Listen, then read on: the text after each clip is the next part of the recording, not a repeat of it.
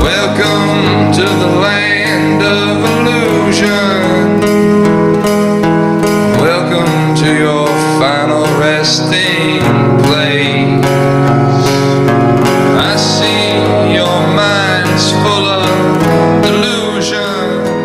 When you look in the mirror, do you see your own face? Welcome to California. Place for hopes, a place for dreams, a place for scars, a place for streams. Welcome to Hollywood. Did you come here for a reason, or just because you could?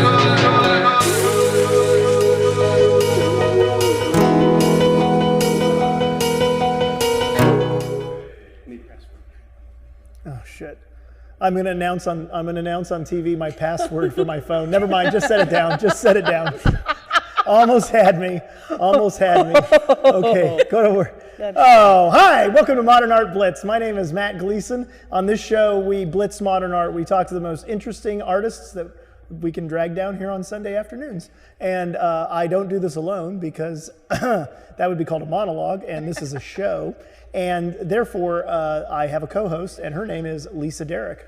Hi, Matt. How are you? Good, good. And in addition to Lisa Derrick, and your phone's ringing, or your phone's making noise. No, I'm trying to post us live on Instagram. Oh, God, okay. Woohoo, we're on never mind. Instagram. I don't even know what's going on anymore.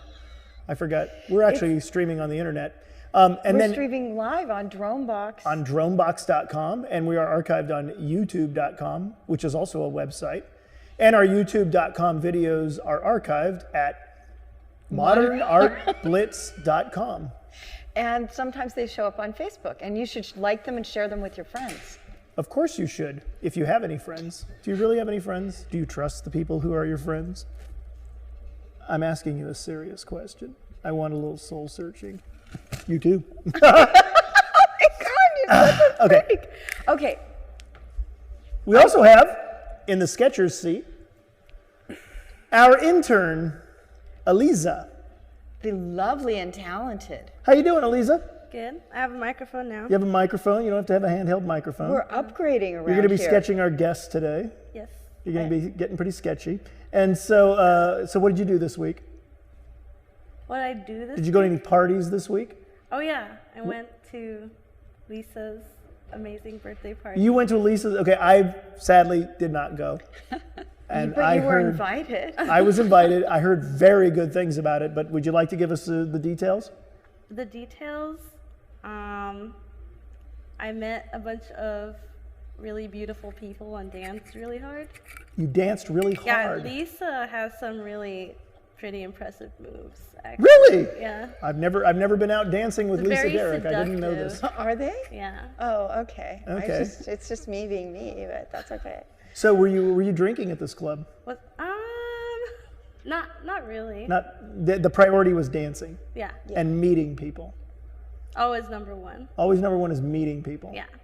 Isn't it great to be young? Where did it all go? Where'd the time go? Well, Matt, I'm going to be the wistful old man now. Where did the time go? Where's your beard? You need to I be. shaved my beard Why? because I was trying to shape it into something funny, and all of a sudden there was like a triangle, and I was like, I can't do the triangle, so I just like that. You know what's pretty awesome? What? The show that you judge Yes. was the highest rated debut on Game Show Network. Well, according to one blog, let's see where the ratings are with Nielsen in a month. But well, congratulations anyway for thanks. Yeah, I mean, yeah. No, we're so lucky to have you here. People are tuning in for the host, RuPaul, not me. But that's cool. Thank you. You're Yeah, very that's welcome. good. So And you are wearing a piece of art today. you're wearing Lucifer. No, this is Baphomet. Baphomet. I'm wearing it in honor of Father's Day. Okay. I have my father's eyes, so I thought I should wear Baphomet. And you know, he says salve et coagule. That's the there you traditional. go. And you're wearing Ed Culver's I'm beautiful wearing Ed Exine. Culver's Exine Cervenka. Ed Culver, one of the preeminent Los Angeles punk rock scene photographers from the late 70s and early 80s. Like every wise punk rocker, he got out of the scene in 1982. And saved his negatives. And he saved his negatives. And capitalized on his negatives. Yeah, these shirts are great. I got a few of them. Exine's great. Yeah. One of my good childhood memories. So, but forget the past. Let's talk about what's new in the world of art. You want to read me a little art story? I'm going to tell. Well, there's a fly around your head. There was a fly over your head. It was kind of creepy. Lord of the Flies. Just call me Lady Buzz. So here's something very interesting. A recent study Okay. published in an art therapy journal. An art therapy journal. Well, it's considered a scientific study. It was an actual scientific okay. study. Yes. Seems to demonstrate that making art, even if you have no talent at all, reduces stress. Making art, even if you have no talent at all, reduces stress. I could see that. I think I could see that after you've made the art, though, and you decide that you deserve to be in the Museum of Modern Art, and 30 years later you aren't, I could see that creating a little bit of stress in your life. Yes, and I could see it causing, I mean, for me, when I feel when I get, when someone calls me up and says, we want you in a show, I actually do feel stressed because I want to deliver the best possible piece I can. And it's a complicated process, and I want to do really well. I'm not. She's an artist. She's a curator. She's a co-host. There's going to be a quiz on this later. I hope you're taking notes. I'm a multi-hyphenate. You're a multi-hyphenate, and even multi-hyphenate itself is hyphenated. I'm multi-many things, Matt. I'm a happily married man. Aliza, you want to take care of this one? But I have her on her birthday already. Twice. So how was your birthday? It was super, super neat and fun. Yep. It was at a top secret, literally underground goth club. Under the ground. Yeah, it's in a basement. Well, it's 2 stories. And the DJ is Adam Braven from She Wants Revenge. Okay, I don't know why she wants revenge. I didn't have anything to do with it. That's what she said. Maybe Adam can fill us in. And they made me special, like bottles of special alcoholic beverage for my guests. They gave me a table and bottle service. They're so nice, and everyone has to wear all black. It's all black everything. Really? Yeah, so it's very nice. Like, what if I have this shirt? Does this shirt count because there's white on it? That's pushing it. That's this pushing shirt is definitely pushing it. Really? Yes. Oh, so they're serious about Yeah, I mean, this. you can wear flesh-colored liner under a sheer lace dress if it matches the color of your skin. Yeah, I'm not going to be wearing that kind of clothing. And one guy showed up in black and red plaid pants, and we hazed him at the door and made him put a garbage bag on as a skirt.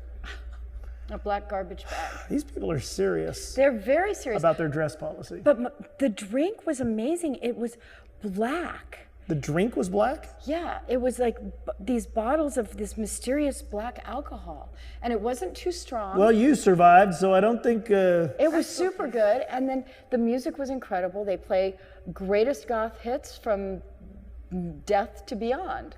Greatest goth hits. Well, and and they play Prince, and they play Public Enemy, and Adam just spins amazing stuff. Okay. And there's performance upstairs, and you dodged a bullet, Matt, by having. Is that what you're saying? I'm a grumpy old man. Why would you want me there? Oh, because it would be fun to see you on the dance floor Oh, with Lee. no. We have a strict rule against self-flagellation, self-humiliation. We don't do these things. There was no flagellation there, and there was no flagellation and no fellatio. They run a clean club. Oh dear. So So you're now another year older. You're 29, and this is it. Matt, you're being generous. I'm 37. Okay, so can you give us some worldly wisdom from your years on the planet? Yes. You do not need to wear high heels to sell art, which is, these gallerinas and women art dealers, they're not the same thing, run around in high heels, and they claim that they cannot sell art unless they're wearing high heels. Oh, I think that's more a reflection on the sexist pig art collectors that comprise the 1%, and maybe even the top 10% of art collectors. I think that's really disgusting. And one dealer actually said that she'll wear high heels for 4 hours, then go stick her feet in buckets of ice so she can wear her high heels for another 4 hours. I just don't believe in punishing myself that much. And your art should speak for itself. If you have to wear high heels or a corset or a mini skirt or get a boob job to sell art, then there's something wrong with the art you're selling. Yeah. Well, I've been to Fantasyland. It's one of my favorite lands at Disneyland, so I can understand how that would be a Fantasyland thing. But the reality is, most art collectors are brutish, piggish fucks, and when they're dropping $50,000 on a commodity for their walls of their mansion that they their mansions that they intend to flip for $1 million in 5 years, they're going to want the person. There's a fly buzzing around me saying, "Quit talking shit." I was talking so much shit, the fly came to be around the shit. So a lot of the brutish, piggish thugs that buy art would demand such a base thing of the people that they buy art from. I can imagine that. So in the perfect world, yes, I agree. But in the world of contemporary art, where the monsters that are feeding at the trough with a voracious appetite, pouring money down the throats of anybody they can buy, I believe that the notion that there is some kind of equality that we all strive for is delusional. So if you want to sell art at the top fairs like Art Basel, you're going to have to conform to the disgusting, piggish taste of the monsters who feed like vampires. Wow, and on that note, no wonder then artists should be really stressed out about making art because they know they're going to be forcing some woman to walk around in high heels. Would you wear high heels to sell $1 million piece of art, Matt? Yeah. Matt, who's our guest today? Our guest today is a very talented painter, a longtime denizen of the Los Angeles art world, and now a top author in I don't know what to call the kind of book she wrote. It's the kind of book like it's a college textbook, I want to say, but I may be getting it wrong. Well, I was looking at it, and it's like something that would interest me. Even though you're not taking a drawing class. Right. Okay, well, we'll get to it. Obviously, we're talking about the Renaissance woman, Barbara Kerwin. Give it up.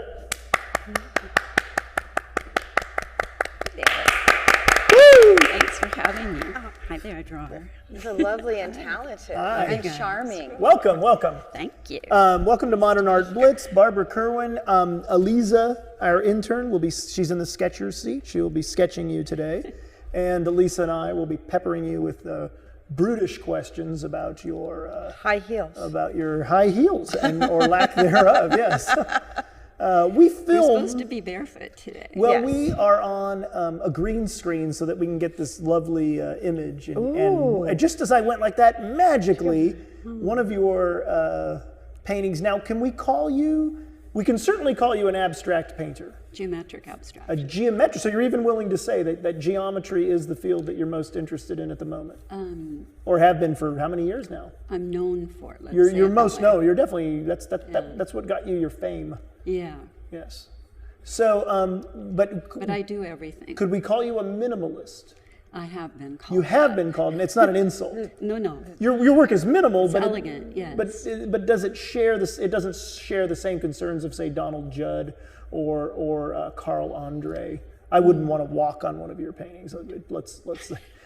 No, walking on it would not be a good idea. But I think that we share a really common aesthetic in that you want to have the measurement and quantity and quality kind of vibrate in a good way. Okay. So that's what minimalism. What determines the measurements relative? Do you start off with a specific measurement of a canvas, or do you just grab one in the store and say, I'll figure out the squares later? Well, I have a commission that I have to start next week, so I had to do it to a specific size. So that's getting made. The panel is being made. But I like the square personally, but I'm working on another piece is 108 by 54 twice, diptych, and another one is 65 by 70. A lot of them are that size too. And your specialty for the surface is, or has been at least at times, encaustic, correct? Encaustic is actually the wrong term, and it's been applied to my work tons. So Tons. So I'll you're accept known, people saying that, but that's but not it's what wrong. it is. What is it then? It's earlier, for the first like 10, 12 years of my exhibition career, I was making oil in high melt wax. So when you're working with that, because it freezes almost immediately, so you have to work really rapidly, and you can't go back and change the composition. So in those works, I had to understand the size and get the relationships just right as I began it, because you can't, unscrape and start over. Oh dear. This is sounding pretty messy, by the way. Well, no, it's really focused. Oh, but wait, it freezes up, so it doesn't make a mess. Freezes. You can It just pick up the freezes. frozen thing and reheat it? You have to wear a gas mask because you're putting all of these oil pigments into boiling wax. And so things that were inert now become active. And and when I wasn't wearing a gas mask, my doctor said, "What are you putting up your nose?" Because I was getting He thought you were doing coke. lesions. Yeah. Wow, so wow. I have to wear a gas mask when I work that way. Or stop doing coke. We're stuck. Just kidding. Oh my God. I don't want to get anybody in trouble here. Okay. Sheesh, man. But anyway, so that allows like 100 layers of this really layered and beautiful type of color. And each layer is a different minutia of change, so that I can step back and see, is this just right? Is this just right? And each one has its own luminescence too, basically, yeah. because of the wax. Yeah. And But now, what, may I ask, is encaustic? Encaustic is a product that you buy pre-mixed, or you can use linseed oil and beeswax, I believe, which I don't use, and powdered pigments into it if you want to make your own, and some varnish. Old school. It is. And tell us about the piece behind you here. Okay. That's one of my pieces from my Windows series. And I had come down with mononucleosis, of all things. And The kissing disease. yeah. Okay. And so I had to stare out the window till it went away. And there's nothing you can do for it. It just goes away. And I noticed that staring out the window, you could see the leaves, the light on the trees just kind of changing a little bit, and that really intrigued me. So I started this series called The Windows, and they've been incredibly well received. And so the commission I have starting next week is in the Windows classic, Barbara Kerwin. So that's great. I love them, but I've also got really interesting things, new ideas in my studio I'm working on. What year was the Windows series? Oh, it's continuous. It started, when did I get that? 2006. Okay, so this is about 10 years old? Yeah. Or? Yeah. And so But you... not that particular one, Right. but the first one. The first one of the Windows series. So you've been showing professionally in LA for 20 years now. Yep. And in that time, obviously, if somebody could still recognize your work, even though you've changed it a lot, because you've kept this kind of commitment to geometry, The right? grid is an underlying The grid. part of what's in there, right angles and kind of this feeling of measurement again. And so when I'm in this piece that you're looking at, That's acrylic, and there's just a few moments of oil and wax. You can see the little rim toward the center there. That's built out with the oil and wax, but the rest is flat. And so the measurements for me have to be really precise for it to feel right.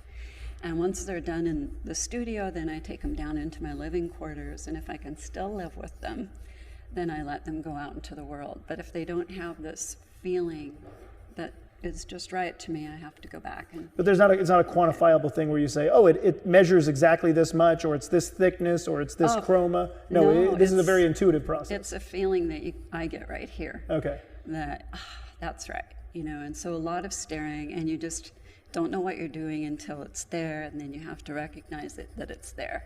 And that's when, oh, okay, you get that, it's done, I think. So then I take it downstairs and put it in the living space, and how does this work now? In some ways, you're like a linear progression from Agnes Martin. Have you seen her stuff at LACMA? I just went like 2 weeks ago for the lecture and then saw the show, and 2 weeks before that I went to San Francisco MoMA and saw the Fisher room that they collected of her works. And unless you see an Agnes Martin in person, you're not going to get it. You have to really, like other artists, you have to really stand in front of it and see what's going on.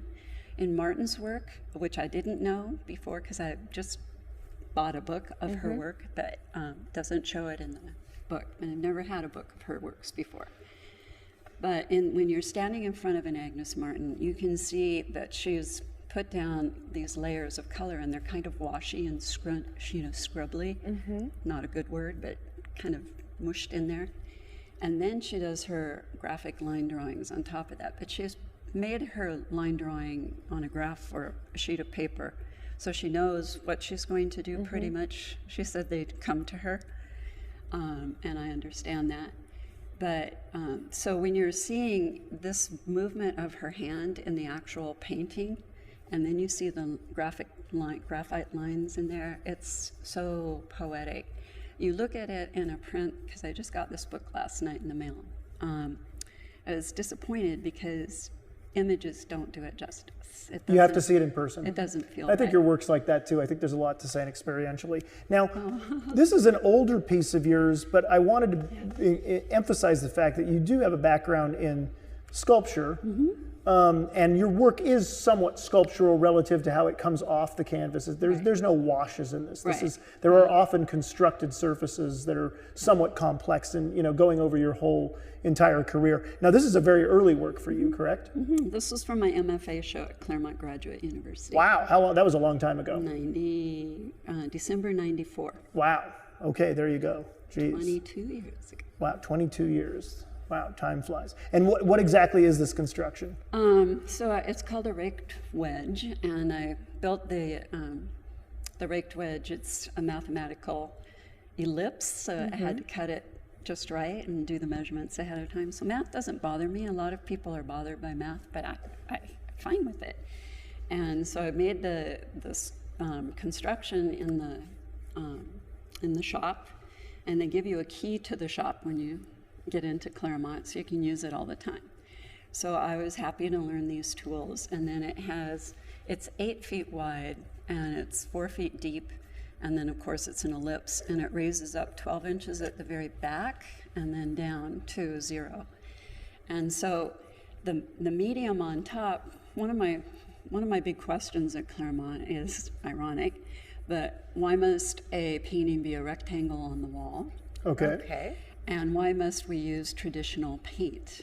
Paint. So what was the material here? This is cement that Cement. I pigmented. Ooh, okay. I pigmented my. I You got put pigment in cement. Put So it in. you're putting pigment in wax now. Exactly. So you've always been a little. Well, I wasn't doing wax when I was there. No, but I'm just saying. adding I just see the pigment lineage too. there. Yeah. And you have to work so quickly, which is similar too. So first you build the structure and you know what you're going to do.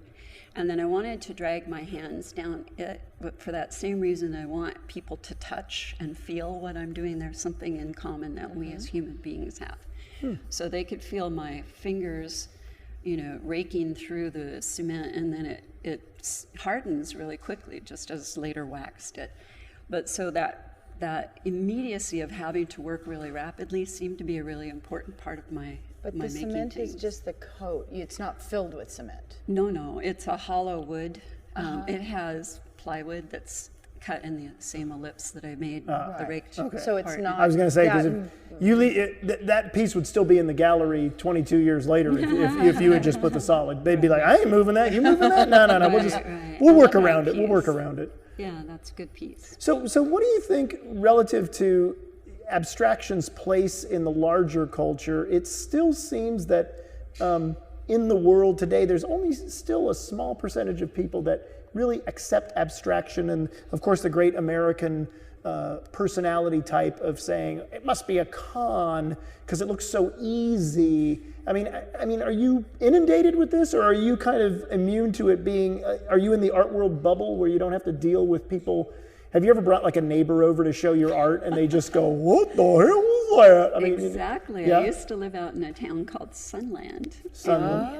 And my neighbors called me the artiste. Oh, so they felt that there was an inherent pretension in abstraction. Well, in anything that an artist does. Okay, so do you It was so annoying. do you find it safer then to just stay in the art world bubble and just like, fuck it, I'm in the elite.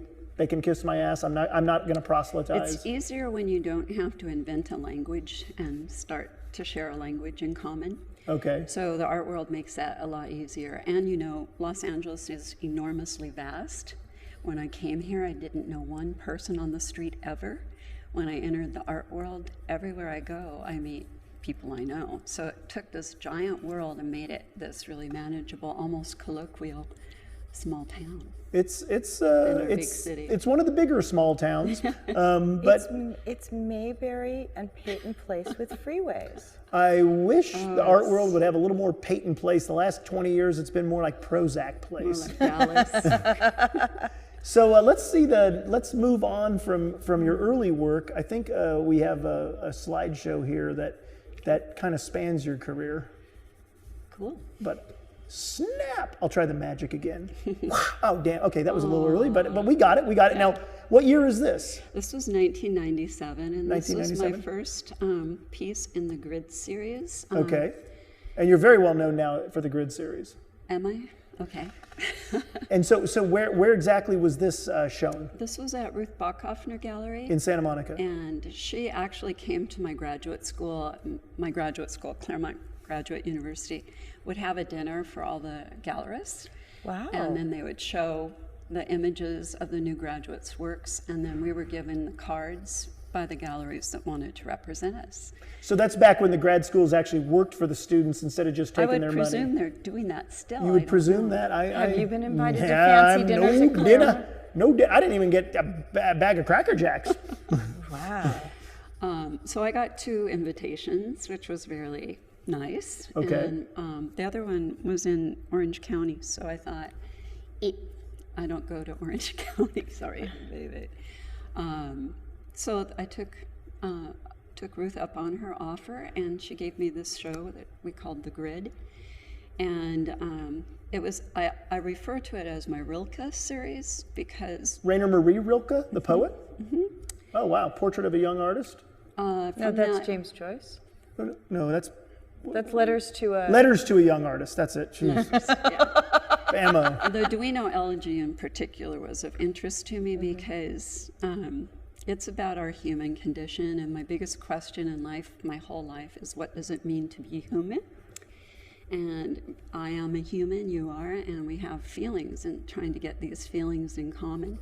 So this one is called Lightening, and Lightening was about that moment where you feel you're no longer dragged down by certain concerns, that there's a lightening taking place. And so it's not lightning, but lightening. Lightening of the spirit. And that was one of Rilke's themes. Not sure, but it's one of my themes. It's something that I notice.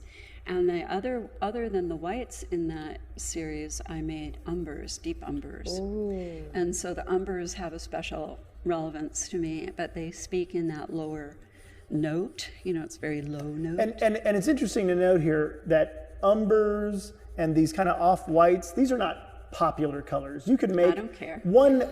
The artist could make a more dazzling presentation with colors that might be considered, I don't know, I want to say flippant relative to the seriousness of what you've got here. Well, a lot of pop art wants to have a lot of bright color, and I wasn't concerning myself with pop. Although my works certainly involve color now. But even in in abstraction, though, there's just so much with that will just throw in this glitz that I feel is totally superficial. Right. Whereas what you're dealing with here is you're going way deeper than the average, not only than the average painting, but then the average person will give time to comprehend and make the connections. Yes. So Rilke says, all that is here is necessary, and it strangely concerns us. And so one of the pieces like this, only in umber, is called Strangely Concerns Us. That attitude these days is terribly out of fashion. I don't care. All that is here strangely concerns us. That's not the world we live in today. As people announce their perceptions of it, I think I would go with Rilke on this. How about you? Have you read a lot of Rilke? I have not read a lot. You've not read. The thing I liked about Rilke was his best-selling book is actually private letters with him and a kid. Like some kid went to the same school he went to and said, "Well, this poet who's kind of well known went to the same school. I'm going to write him. Hey, I want to be a poet." And he basically wrote back saying, "Don't be a poet. If you can do anything else, do that. If you can do anything else, don't be a poet." Yeah. And what's funny is it was a completely different world back then, because now you have people like, I'm a poet, and they're really what they are dabblers, dilettantes. They go to these there's a lot of people that are, I'm a poet. And spoken word, which is not freaking poetry. It's, so here's Rilke, a person who eschewed material values to live the life that he wanted to. And Rainer Maria Rilke, he probably could have slam poeted your ass into oblivion, Mr. Slam Poet. But instead, he actually made timeless poetry that in 1,000 years they'll look back and say, all of the English language, sum total, was meant to make sure this person could express things in this way. And actually, now that I think about it, I'm not even sure if English was his first language. I think it was translated from German. Yeah, so anyway, being the plebe that I am, I'm just trying. I'm trying to catch up with these smart people. So when you are making these surfaces, though, just for a technical question, these undulate. This is not a painted grid. Each one's an object. Each one of those squares has maybe 50 to 100 layers, and they might look white, but they're all different whites. And so there's a blue white, a green white. And then I have to make your eye move all the way this way. So this piece resides in the president of the Paris Opera's chateau outside of Paris. That's the collector is the president of the Paris Opera. And he owns 5 of my works. He owns 5 of your works. So usually my collectors, they don't want just one, they'll come back and get more and more. And is this layers of the high heat wax? Yes. Or is this another process? Oil? Yeah, you know how to mix with oil. So it's the same principle as mixing it with turpentine, though I don't use turpentine. Instead, I put it into this 280 to 320 melt wax, depending on what I want to do with it. And you know, today it was pretty hot outside. You're saying we could have had your wax, set it on the concrete today. It's 100-some degrees out in Los Angeles. We're record-breaking heat. 320. We don't. We could have set it on it, and hey, let's put some wax, and people would freak out. It wouldn't have melted. Wouldn't have left a mark. Not even a little bubble. Okay. And how did you discover this material in this process? John Millay.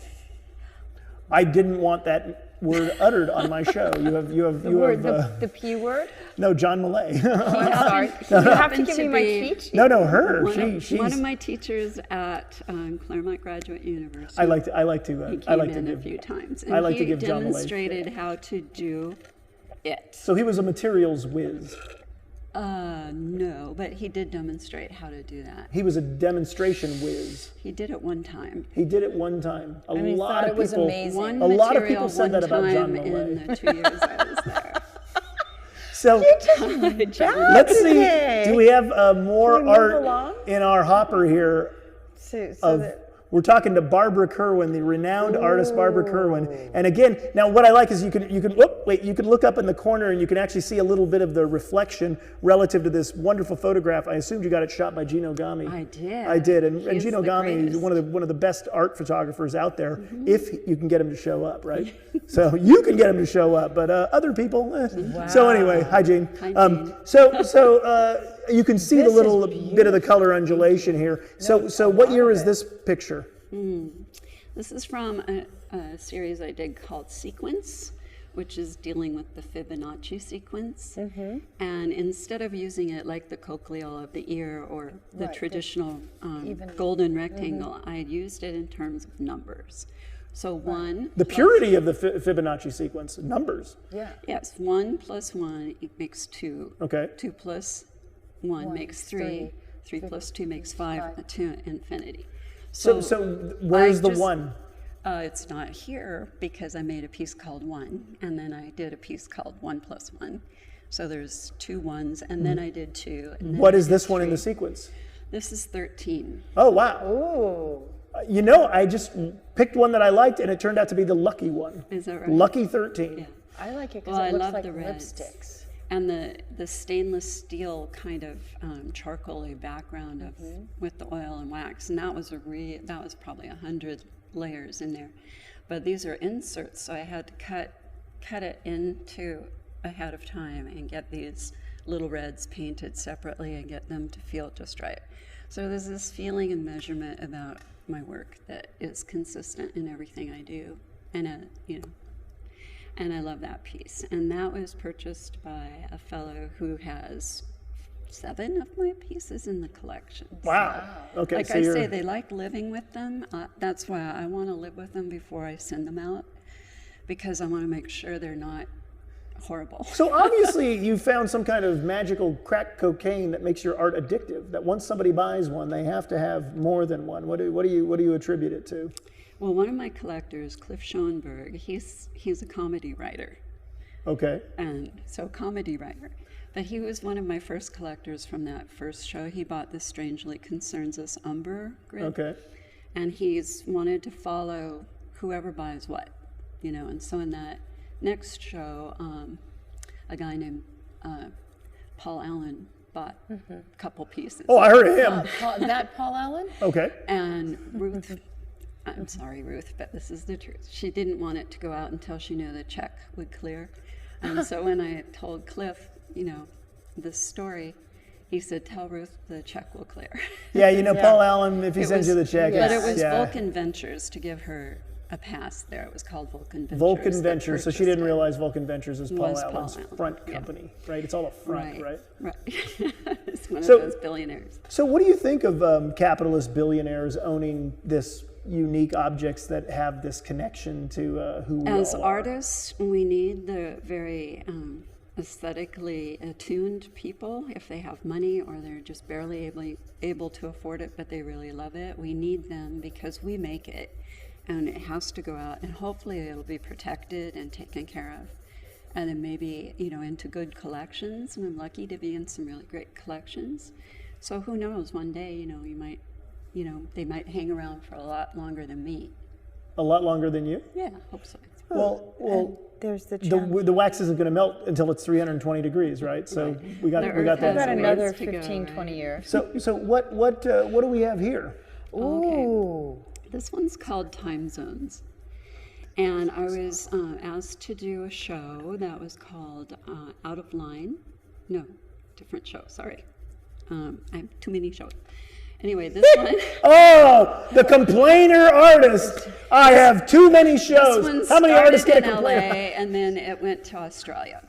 I love this one. It's got such an Art Deco feel to it. How it large? has That's actually, yeah. You know what it is? Movement in and out, right? Beautiful deck. The colors really are reminiscent of Deco without being cloying, Right. of quoting Pastiche, Deco. I mean, yeah. right. You're, Thank you. but what? It's how, acrylic and micro what size is this? crystalline, or not microcrystalline. This one is 65 by 70. Oh, so this is a huge painting. It's a big painting. Yeah. Oh my God. Yeah. I'm sorry, but the Sketcher seat will not be producing a 65 by 70 drawing of you today. That All right, is or are you on her big toe right magnificent. now? And the first piece that we saw reminded me of Frank Lloyd Wright and Craftsman window panes, the glass. You know, the beautiful squares. Thank you. Very much so, the luminescent quality. Anyway, back Yeah. to this. I love architecture, and I was a poor kid, so I got a scholarship for architecture. My mom, in first grade, waved her wood spoon at me and said, "Barbie, you have to go to college, and I can't help you, so you have to get scholarships." First grader here. Oh, that Mommy, Eleanor. what is a scholarship? You know, and so I got a lot of them, but I got it in architecture because my counselors didn't want me to go into art. That's for dummies or something. Like, who knew? You know, art That's is such a for bad dummies. idea. By the way, you're really kind of squatting in Artland because really is for us dummies, okay? Sorry. Your guidance counselor was right. You should have been an architect. No, I don't have the patience for architecture, though I know how to do it. My first college teaching job was to teach architectural perspective. So you can't really get away from anything. It follows you around like a circle and comes and bites you again. But the touchy-feely and this immediacy of pushing something out is so important to me. And Well, we got to move on because I want to get to I know we have some more art here, correct? Ah, no, good. We got to your book. Which I'm very excited about. Tell us about drawing from the inside out. well, we all have day jobs, right? I For know. yourself. We're bums here. Actually, you're looking at three people who do not have day jobs. We don't have any stress, so we should be great I don't know. artists. So, okay, but you got the day job. Tell us about this day job. I assume it's not at Starbucks. No. So like I said, my first college teaching job was to teach architectural perspective at a college called Woodbury University. And it's something that I know how to do because I did that undergrad work and I never wanted to do again. In fact, I wrote a really nasty thing to the professor. He got up on top of a step ladder and read it to the whole class, and I was so embarrassed. So it was just that there is a no teaching method of teaching art and architecture that I really object to. Okay. And I call it the pipe smoking school of art. The pipe smoking school of art. Where you just hand them crayons and tell them to get at it? You do whatever you want to do. And then in those days, they could stand behind you smoking their pipes. So I call it the pipe smoking school of art. And I hated, because it took me all this effort to get to college, and I didn't have money, so it was paid for me, so I had to jump hoops, and to be told just do whatever you want and get straight A's. So did was you not develop, what did you develop here? So the book is, I was hired to teach full-time drawing and painting at a college, and I'd been doing that for 10 years. And I was also made the chairman when I was hired. So I had to hire people and everything. So this, build and this the is, program. so we're looking at an inside page. These are some of your methods? Yeah. This is the elements and principles section of, it's the language of art, and how do we So talk in about in one book, you teach everyone the language. everything. But is in addition to the language, it's not just a wordy book. You've actually got, now that's Ed Ruscha, painted And by Leonardo- Kent Twitchell, Yeah, recently a guest on Yeah. Modern Art Blitz. And then who's over here? Peter, up here in the upper left is Leonardo da Vinci. Leonardo da Vinci. Now I've heard of that guy. I think We can't get him on the show. we though. can't get him on the show. Is he the best? We don't have a Ouija board I know that you wrote works. a bad thing about I, him. I, disagree. I'm not a fan, But but what I love about this, and we were talking about this yesterday, is you created a book that is affordable for everyone, that they can work through, and it's not some hippy dippy drawing on the right side of the brain blog. there is gobbledygook. nothing hippie nor dippy in the book. It's got a, God, if I tear this, I'll scream. Oh, Kiri, open it. God, ugh. It's beautifully designed. Oh God, you're gonna do it too. No. by John Okay. Measures. Oh, John Measures. Okay, he's like a great artist. Here's my theory: we need good artists. John Measures is so great. What we need to do is cut him up into 6 pieces and have 6 good art. We need 6 good artists out there.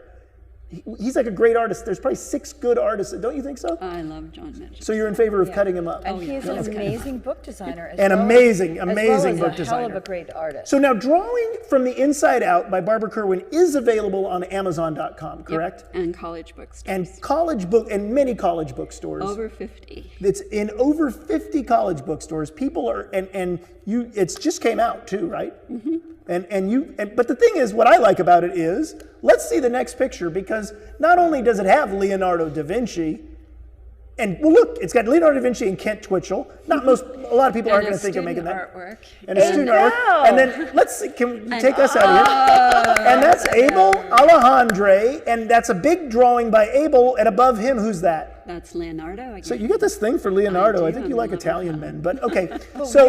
But then there's that great looking salad that's making me Isn't hungry. that great? Yes, yeah, and there's food. Why is there food on my show? I'm getting hungry. So this art textbook publisher came to my college to talk to me. Yes. And he said, why don't you use any of our amazing, expensive textbooks for your many classes that you have here? Because I said, they suck. Well, they're $200 or more than and my students can't afford it.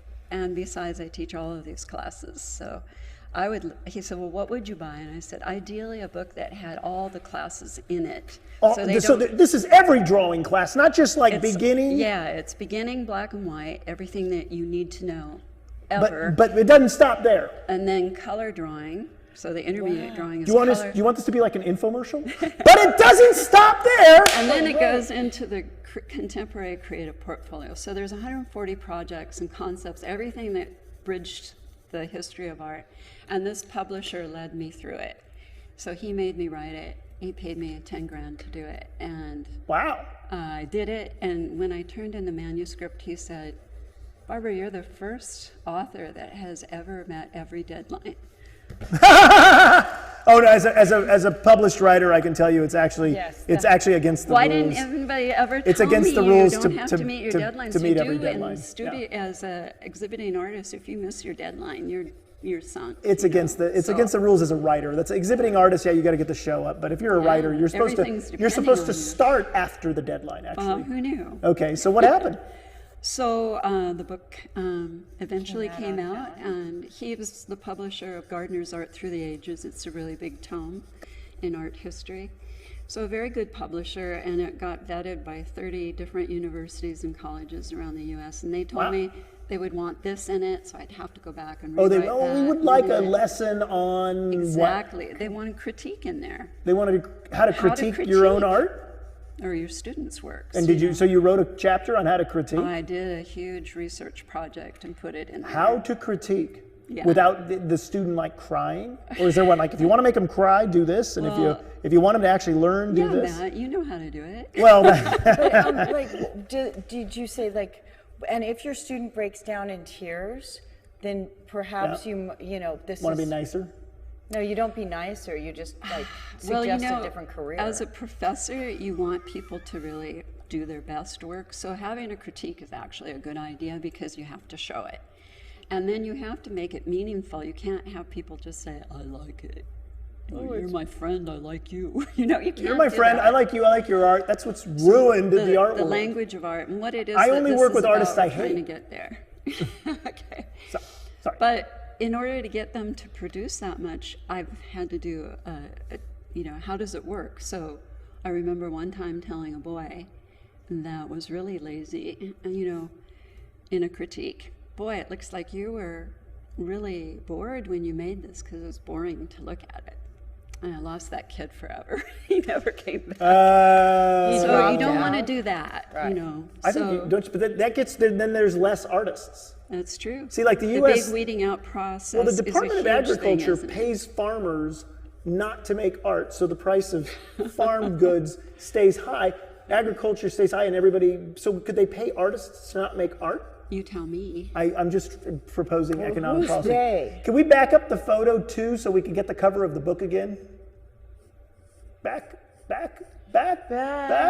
one more. There we go. Can we see the photo? Can we see it now? It's Picasso. Drawing from the inside out. You got Picasso on the cover. I How love did you do that? Now, Picasso. isn't the Picasso estate going to sue you? Oh no, this piece cost a lot of money to get the copyright. So you actually paid the rights. Oh, you bet. The publisher. Oh, wow. I'm No. impressed. I had to do the copyrights. It took me over a year. You Over had a to year do to do all all the the copyrights. clearances yourself. You got all the clearances. You did all the clearances And yourself. this is happening more and more.